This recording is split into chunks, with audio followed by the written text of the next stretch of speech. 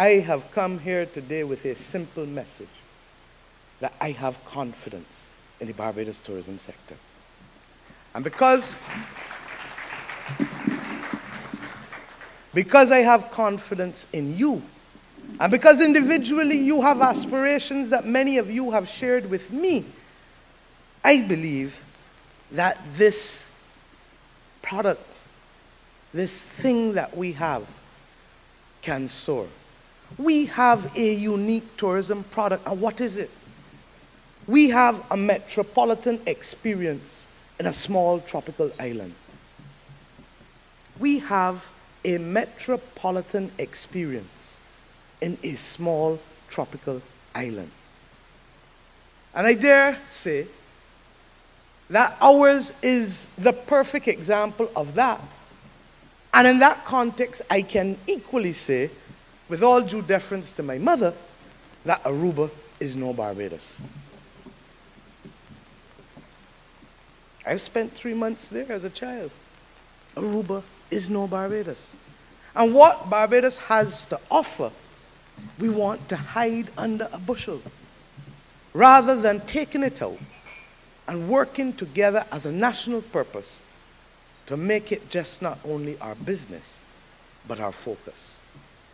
We need to rethink our visitor experience, and we need to set about doing it in a way that moves from talk to action. Now, I am in the invidious position that I feel like a prisoner. And I feel like a prisoner in my own land because all I can offer you today is talk and hope. Would it that I could offer you action?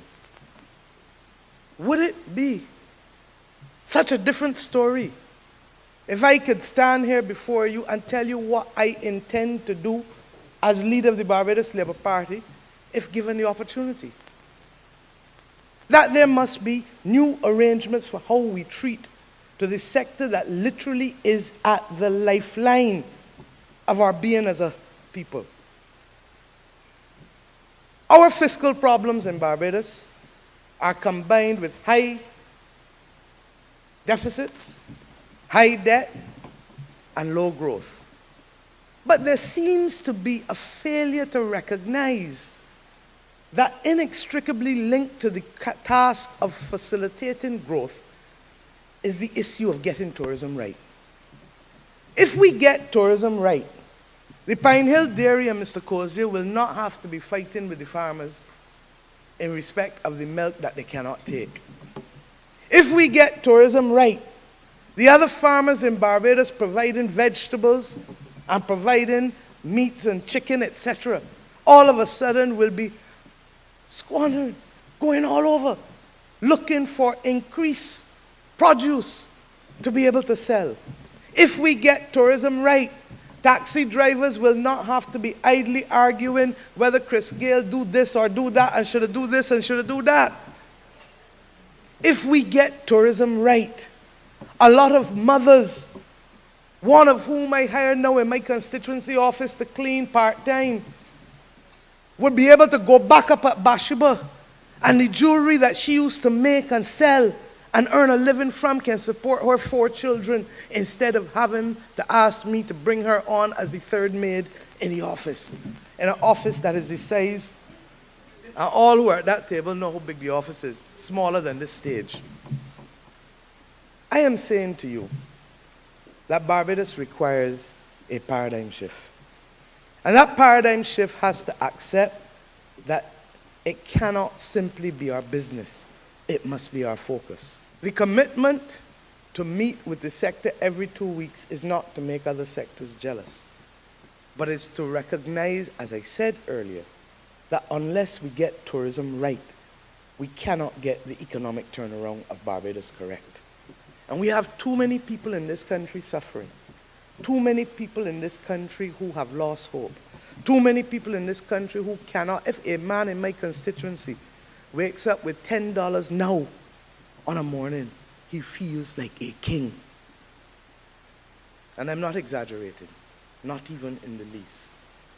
And therefore, the ability to set the target that is not 5,000 in 10 years, but that must be 1 million land-based tourists by 2020 is what we would have offered you had we been the government today.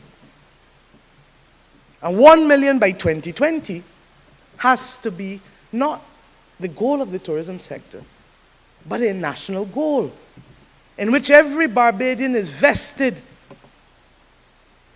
with the responsibility of achieving, and in which your head of government will accept that it is her focus. 1 million by 2020 is not a figure plucked from the air, but it is a figure that recognizes that if simply we were to increase our average occupancy from 60% to 85%, and at the same time mobilize capital to facilitate investment to have another 800 rooms completed by 2017-2018, 1 million by 2020 becomes an absolutely realizable goal. And some who know me may even say you are underreaching compared to what you used to do. But I am being realistic in the current environment, because our greatest challenge is to give you back hope and capacity that you can be the best that you can be. And we will do that. We will give you hope and an unflinching spirit of will, because I know that we are no Aruba. We are better than. And we have it, the collective experience, the collective capital. I'm not going to get into the details of real estate investment trusts and unit trusts and how we will mobilize the capital. Suffice it to say that you know that I know, and you know that I can. But what I will say to you is that what I first have to do is to get the country to accept that they can as well. And before the country can accept that they can, you must accept that you can. And equally, as we set for 1 million by 2020 for land-based tourists, we must do the same for cruise. And I haven't come here to idly pull out these figures. This comes from my interaction with you individually, many of you. But what it means is that that commitment to meet every 2 weeks with the Minister of Tourism, with the requisite structures, and what is more important to you, with the other ministries that now constitute almost independent republics in the view of the BHTA, because you believe that you're dealing with a different country sometimes when trying to get facilitation of things that are outside of the purview of your direct ministry. And that is what leadership is about.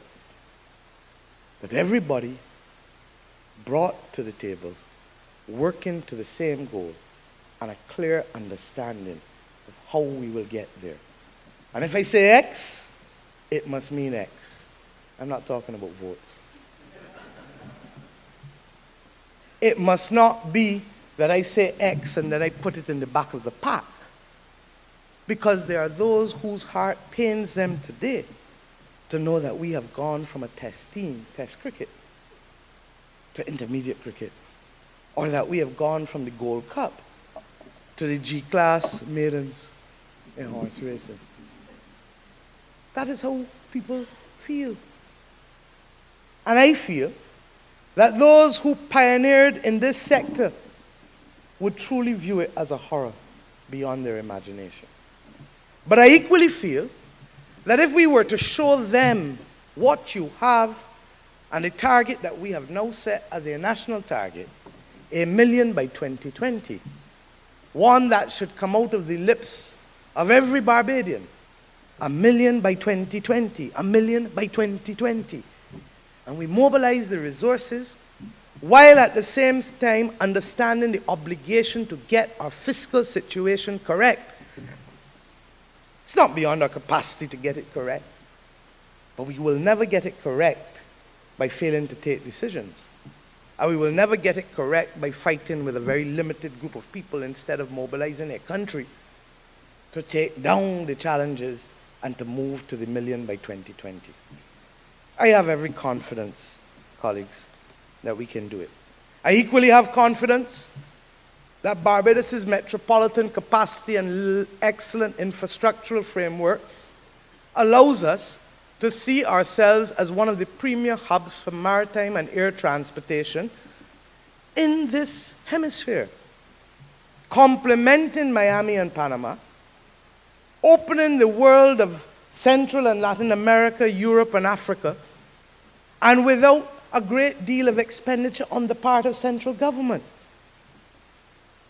But tourism must not only be our business, it must be our focus for that to happen.